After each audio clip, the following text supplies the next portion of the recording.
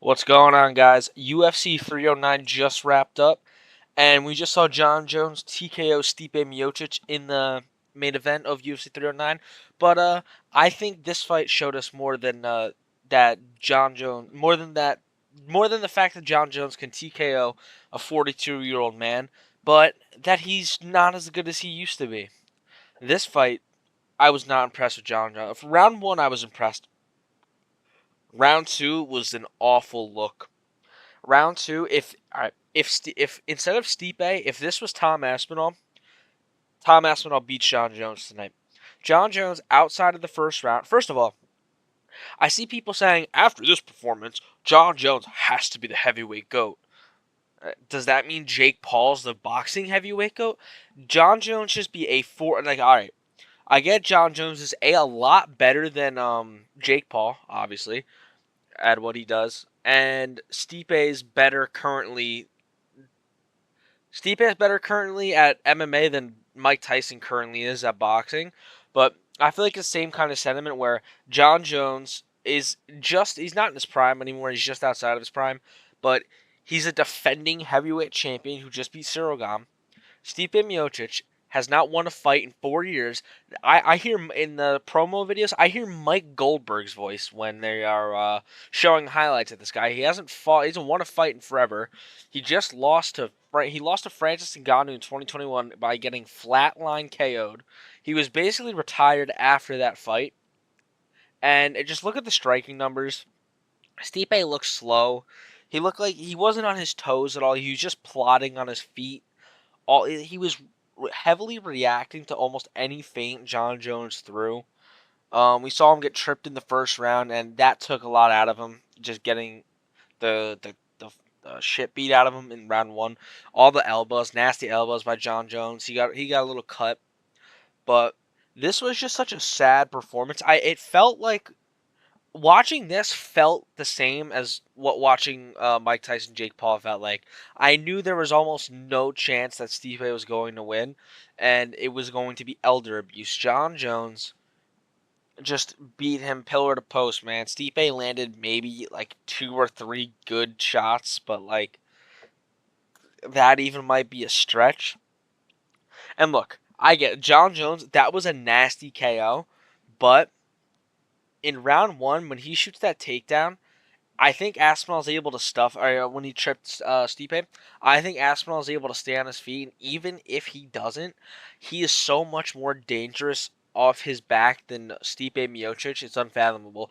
He might try to throw up a submission. I'm not saying he'll get it, but he'd get Jon Jones thinking about, okay, I can't just do whatever I want on the ground. I have to be careful. I have to think about what I'm gonna do, and I can't slip up. I have to be damn near perfect on the ground when I'm fighting Tom Aspinall. That's the first thing. Second of all, Stipe Miocic, no reason this dude should be in here with Jon Jones. He's 42 years old, number 8 ranked. Like, people saying that this cements Jon Jones as the heavyweight GOAT, no, it doesn't. Tai Tuivasa would have had a great fight with Stipe tonight. Marcin Tybura would have beat the brakes off Stipe tonight. He would have just won a decision. Like, all these heavyweights would have won tonight. If we're looking at the heavyweight rankings, every heavyweight in the top 10 pretty much beats Stipe tonight. Top 10, definitely. Top 15, we're pushing it. But, yeah, dude. Like, all these heavyweights would have beat this version of Stipe. It is sad and tragic. Derek Lewis could have beaten Stipe tonight. It was that bad. Waldo Cortez Acosta would have beat him. Mick Parkin would have had a good shot against Stipe tonight. Every heavyweight on the UFC roster almost would have put up a great fight against Stipe Miocic tonight. And it's just a shame that Jon Jones is getting all this credit as the defending champion fighting against a guy that would not be ranked if he was actively fighting, because this was terrible. But credit to Jon Jones. He didn't retire after the fight. He had a nasty body kick KO, and he should be fighting Aspinall next. So that's all I got to say about this fight. And yeah, moving on to the co-main event. First of all, I have to say, if we're just looking at this card as a whole, the early prelims and prelims were great. The early prelims and prelims were great. Once Jonathan Martinez, Marcus McGee hit, it was over. After that, there was nothing. There was almost nothing positive about this, which we'll get into. But Charles Oliveira, Michael Chandler, outside of the opening sequences of each round, like the first 30 seconds, and the entirety of round 5, which, by the way, Michael Chandler got away with so much. Michael Chandler is probably the dirtiest fighter in the UFC currently, other than maybe a prime Jon Jones. Jon Jones now is not dirty, but um, all this dude Chandler does is grab the cage, fish hook, he was fishing hooking Poirier. He's putting fingers in gloves, and I think 50 to 60% of Chandler's ground strikes were to the back of Oliveira's head. And in round 5, when he hurt Oliveira, all those strikes he was landing were to the back of Oliveira's head. They weren't behind the ear, dude. They were literally right on the neck and like behind the head. It was crazy. And I think it was Keith Peterson was the ref. Keith Peterson is just staring at him. Like Keith Peterson is just staring at him, watching him hit Charles Oliveira in the back of the head, and he's not doing anything about it. But yeah, the total strike numbers that doesn't seem right. The significant strikes don't seem right either. Charles Oliveira, I had it 49-46. I don't think you can give a 10-8 in round 1 because it wasn't a knockdown, it was a slip. So 49-46 is how I scored this. And yeah, man, Charles Oliveira said he's looking to fight, what's his name? The winner of Sarukian versus Islam. Michael Chandler called out Conor McGregor again, but you're not getting the McGregor fight, man. McGregor's probably not coming back. And even if he does, Dana said it'd be late 2025. And by the way, tomorrow you're getting a video of me breaking down the Dana White post-fight press conference because this dude is delusional. It is insane, but I digress. This fight, it is what it is. As so far I'm 2-0 on picks, you will see that that rapidly decreases. But yeah, Oliveira Chandler was all right. It was probably the second best fight in the main card, but that's not good. But yeah, anyway, moving on to the worst fight of the main card: Bo Nickal versus Paul Craig. Paul Craig. Paul Craig was throwing more strikes, but Bo Nickal was landing more. But Bo Nickal has a far way to go. Don't put him in conversations with Hamza ever again. But at the same time, he's getting a lot of hate for that fight, but it's not his fault as much as it is Dana's. Like I watched Bedtime's video. Bedtime said if this was on the prelims, I would have been more hyped to see Bo fight again, which I totally agree with. But Bo Nickal's getting such a push that he has to surpass every past performance. But when you go to a decision and a boring one at that, and you're showboating in the middle, and you're doing the Donald Trump golf celebration after, like it's a terrible look. Like he's gloating around like him and Paul Craig just went to through a 5-round war, but that is not the case. Bo Nickal and Paul Craig go to a boring, grueling to watch decision where it's just Paul Craig whiffing on body kicks and leg kicks, Bo Nickal checking the leg kicks and throwing that overhand left every time, leaning forward where if anybody with counter striking ability would have been able to tag him. And yeah, he's got a lot to learn. He's got a lot to go. He should not get a ranked opponent next. If he does, like if he were to get a Joe Pyfer, I would pick Joe Pyfer. If he were to get a Jack Hermanson, I'm picking Jack Hermanson.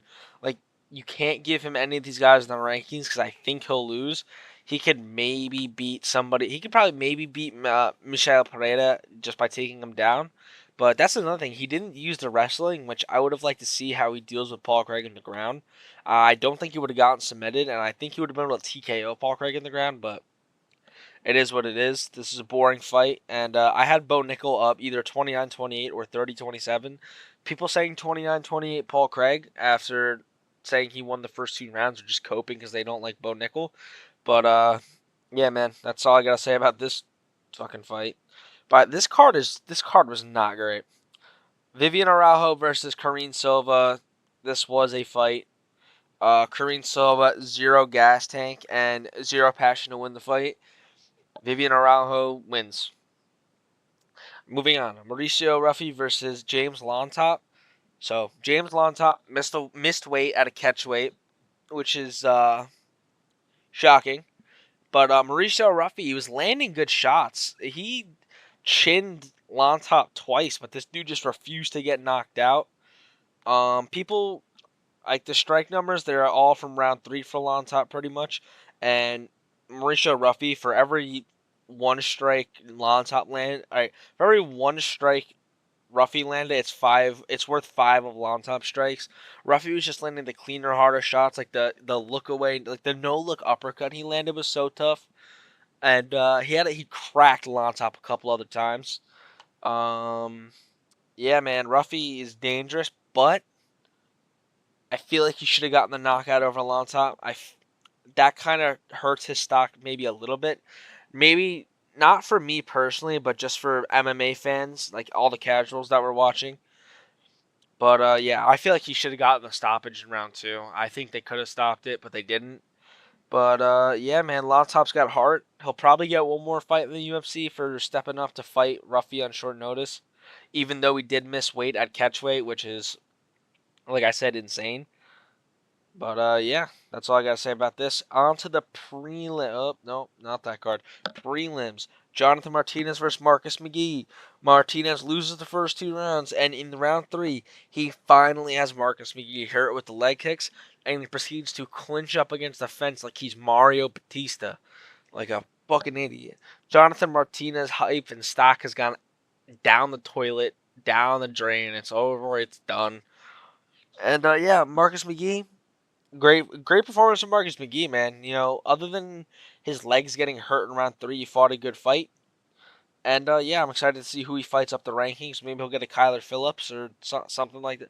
All right, no, they train at the same gym, I think. I don't know who you give Marcus McGee, but he'll be in the rankings come Tuesday. And yeah, I'm excited to see where Marcus McGee or who he fights next. Moving on. My man Jim Miller versus Damon Jackson. I knew Jim Miller was going to win. I did say by knockout, but that was a nasty guillotine, man.